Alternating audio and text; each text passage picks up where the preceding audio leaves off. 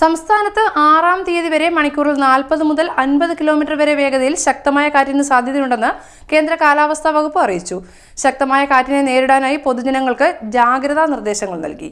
സംസ്ഥാനത്തെ ഒറ്റപ്പെട്ട ഇടങ്ങളിൽ 6-ാം തീയതി വരെ മണിക്കൂറിൽ 40 മുതൽ 50 കിലോമീറ്റർ വരെ വേഗതയിൽ ശക്തമായ കാറ്റിന് സാധ്യതയുണ്ടെന്നാണ് കേന്ദ്ര കാലാവസ്ഥാ വകുപ്പ് മുന്നറിയിപ്പ് നൽകുന്നത്.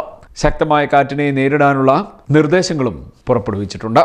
ഏറ്റവും കൂടുതൽ നാശനഷ്ടവും ജീവഹാനിയും ഉണ്ടാക്കുന്ന സംസ്ഥാന സവിശേഷ ദുരന്തമാണ് ശക്തമായ കാറ്റ്. ശക്തമായ കാറ്റിൽ മരങ്ങൾ കടപുഴകിയും ചില്ലകൾ ഒടിഞ്ഞു വീണും അപകടങ്ങൾ ഉണ്ടാകാനുള്ള സാധ്യതകളേറെയാണ്.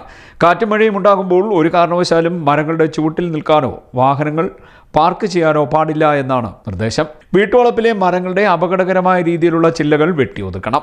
അപകടാവസ്ഥയിലുള്ള മരങ്ങൾ പൊതു ഇടങ്ങളിൽ ശ്രദ്ധയിൽപ്പെട്ടാൽ ബന്ധപ്പെട്ട തദ്ദേശ സ്ഥാപനങ്ങളെ അറിയിക്കണമെന്നും നിർദ്ദേശിക്കുന്നു. ഉറപ്പില്ലാത്ത പരസ്യ ബോർഡുകൾ, ഇലക്ട്രിക് പോസ്റ്റുകൾ, കൊടിമരങ്ങൾ തുടങ്ങിയവയും കാറ്റിൽ വീഴാൻ സാധ്യതയുള്ളതിനാൽ കാറ്റും മഴയും ഇല്ലാത്ത സമയത്ത് അവ ശരിയായ രീതിയിൽ ബലപ്പെടുത്തുകയോ അഴിച്ചുവെക്കുകയോ ചെയ്യണം. കാറ്റും മഴയും ഉള്ളപ്പോൾ ഇത്തരം ഉറപ്പില്ലാത്ത പരസ്യ ബോർഡുകളുടെയും മറ്റും ചുവട്ടിലും സമീപത്തും നിൽക്കുന്നതും വാഹനങ്ങൾ പാർക്ക് ചെയ്യുന്നതും സുരക്ഷിതമല്ല.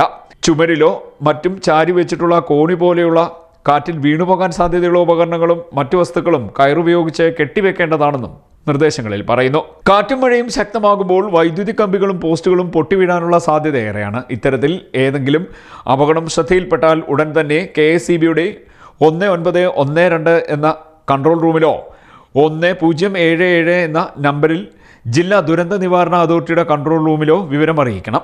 CD net news, Kayamkulam.